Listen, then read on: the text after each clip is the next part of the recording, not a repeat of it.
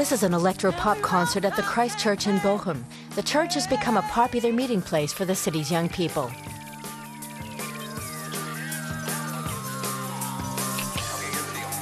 In front of the altar, there's a party atmosphere. Most of the concert goers have no problem with the location. It's festive. The auditorium is beautiful. I think the location is fabulous. It's about a church becoming self-confident and relaxed enough to say, this can happen here. For me, it's not even close to blasphemy. It's a new idea, something different. With the acoustics in the church, it's super. Once a month, young musicians perform in the 132-year-old Christ Church.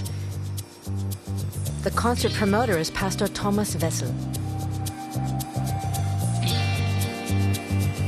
The naves of churches like his can seat hundreds, but these days many congregations are finding them hard to fill. That's why Thomas Wessel regularly converts his church's nave into a nightclub. He thinks the church should be for everyone.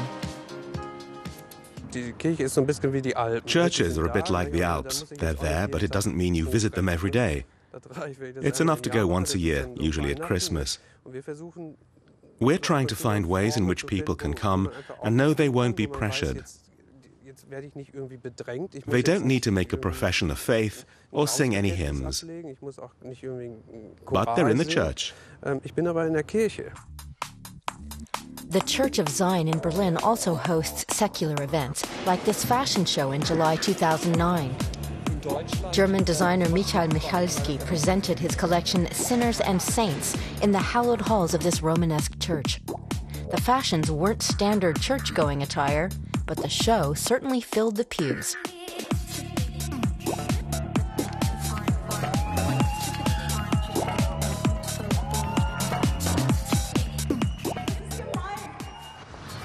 This place of worship was deconsecrated in 2005. The former Martini Church in Bielefeld was in such bad shape that it faced the wrecking ball. But then a gastronomer purchased the building and turned it into a restaurant called Glück und Seligkeit, or Happiness and Salvation. It's now one of Bielefeld's top eateries. Architect Martin Bruns was commissioned to convert the building, but he almost rejected the job. It was difficult for me even just to imagine something like this. For me, because of the experiences of my youth, a church was something untouchable, something you can't just arbitrarily exploit.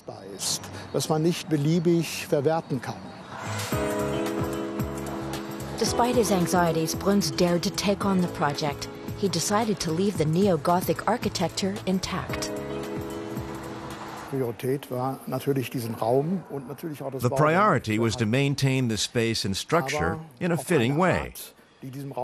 So it was important for us to preserve the building's dignity, the space and cultural venue, which is extremely beautiful, and to make sure it could continue to be used communally.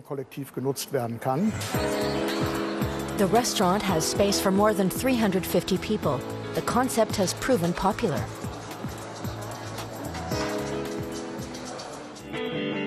Cologne-based architect Martin Link and his family live in another former house of worship, the Holy Three Kings Church. The old structure is now home to a swimming pool and 4 private apartments. Martin Link loves the walls, which are 10 meters tall.